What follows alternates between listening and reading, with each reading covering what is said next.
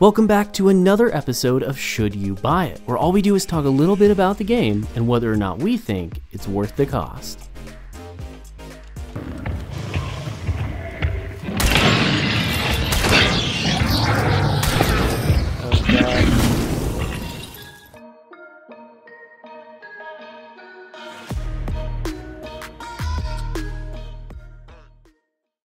In this episode, we'll be playing Hunt Showdown, the multiplayer battle royale monster hunting stealth zombie infested game where you and up to 2 friends will be tasked with killing the boss in order to claim your bounty and extract out alive. Now, the first question that we always cover in these videos is what stage of development is the game in? And in this case, Hunt Showdown is currently in full release and available on PC, Xbox, and PlayStation for $40. So what's Hunt Showdown all about? Well, Hunt Showdown is a game in which you use what is called a hunter, or in other words your character, to enter into a match and attempt to claim a bounty before one of the many NPC enemies or players are able to kill you. In order to find the bounty and defeat the boss, you must use a mechanic called Dark Sight that will reveal clues around the map about their location. If you manage to make it out alive, your character will gain a few levels and you'll be able to equip them with some bonus traits in order to gain an advantage in your next game. Traits can be extremely overpowered in Hunt, especially once you unlock some of the later level ones. Just to give you some examples, Bulwark will reduce your character's damage taken from explosives by a total of 50%. This is one of the more mid-ranged ones in concerns of power level, but there are also even more ridiculously strong ones such as Necromancer, which will allow you to pick up your downed allies from a distance. Now, to get these traits, you'll have to first spend the points that you gain from leveling your character up by making it out of a round alive. After you inevitably die, however, your character will be lost permanently. That means if you had a max level character and you don't make it out alive, you're going to be starting again from level 1 with a new character. The only thing that you get to keep though is your ability to purchase weapons that you have unlocked via leveling up your account. For an example, a player with a high level account may have significantly better guns available to them over a newer player or a freshly prestiged account. This works much in the same way that Call of Duty does, where you can get access to higher level perks and guns, which tend to be better the higher up that you go. This means as a new player in Hunt Showdown with little to no knowledge of many game mechanics and your skill being most likely significantly lower, that you're going to be walking into a game where other players have a dramatic advantage over you. Not only are they most likely to have more knowledge and skill, but they also will have traits and weapons that you simply just don't have access to yet. If we are being completely honest with you though, there is technically a way in which you can get these traits and weapons that you normally shouldn't otherwise be able to have, and that is through taking out enemy players and looting them or finding them in other loot sources around the map. However, with all of these being lost on death, I wouldn't bank too much on this evening the playing field and helping you out when you're starting the game. There were a few things in Hunt that really stood out to us in its gameplay, however, such as its NPC enemies, stealth mechanics, and gunplay. The enemies in Hunt were a legitimate threat, and if you don't take them seriously, you'll find yourself taking a dirt nap quicker than expected. Some of the monsters even have unique mechanics attached to them, such as the Immolator, who can only be attacked with blunt weapons, otherwise he will explode and do damage to everything around him. Now, the more we played the game, the less of an issue these monsters were. However, that being said, they did play a big role in the stealth mechanics of the game, no matter what skill level that you played at. You see, the stealth in Hunt is very important. It emphasizes that every sound you make is something an opponent could hear and might alert them that you're approaching. They even go as far as to put broken glass on the ground and bottles or chains hanging from the ceilings in order to act as an alarm system for other players. Most of these, however, can be subverted by crouch walking your way through or past each of these obstacles. For an example, when crouch walking through bottles and chains, it will create zero noise so as to not alert monsters or players of where you are.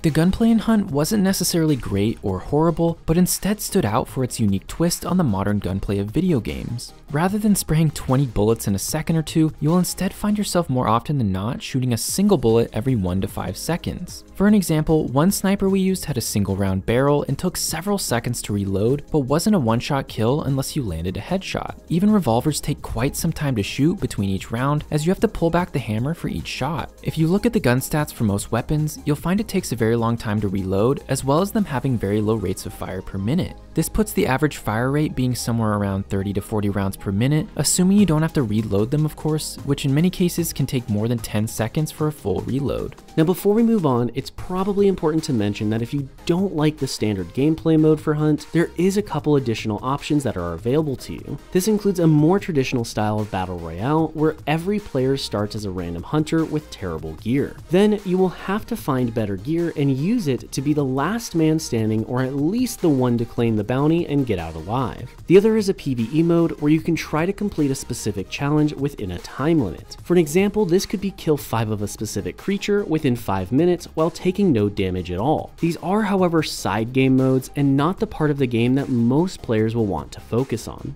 So now it's time for the pros and cons section for the video. First up for the pros is that the game just has a cool concept. Playing as a bounty hunter in an old western bayou world is something we really haven't seen before, and the horror elements add to the atmosphere of the game. Next up for the pros is the sound mechanics. There are plenty of sound traps in every area of the map, and these add a layer of depth to the battle royale that we don't see in other games.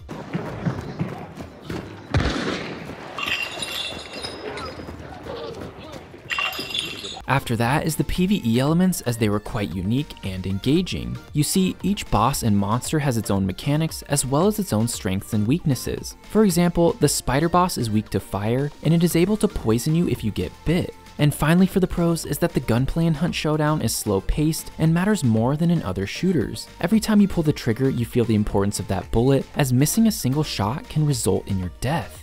Now for the cons. First up on our list is that the new player experience is just gonna be rough. No matter how you look at it, you're gonna be starting out with a disadvantage from your level and your knowledge and skill at the game. This will be subverted as you play the game more, and it will help you out to understand what's going on, but at the end of the day, you are going to just simply have a rough time for probably your first 10 to 20 hours of gameplay at the very least. Next up is the overall poor optimization. Now what I'm trying to say here is that the server optimization when you're trying to play long distance is pretty poor. This is why we say if you have a friend in Europe or something, you're not going to be able to really play with them very well, as you're going to experience a large amount of lag if you're anything like us. Also, you're going to need at least a fairly decent computer to run this game, so just keep that in mind, or at least a recent generation console if you are playing this on Xbox or PlayStation. Lastly is the fact that there are cheaters in Hunt Showdown. This is a problem, however, we personally did not experience it. We know they are out there for a fact, as all you have to do is go check out the leaderboards, such as some players having an obscene amount of kills with only a couple deaths. Now we understand players could just be really good at this game, but there have been several reports on forums, as well as other players that we know that have experienced cheating, so just know that it is in the game, it is an issue, however it doesn't seem to be too rampant amongst the average games.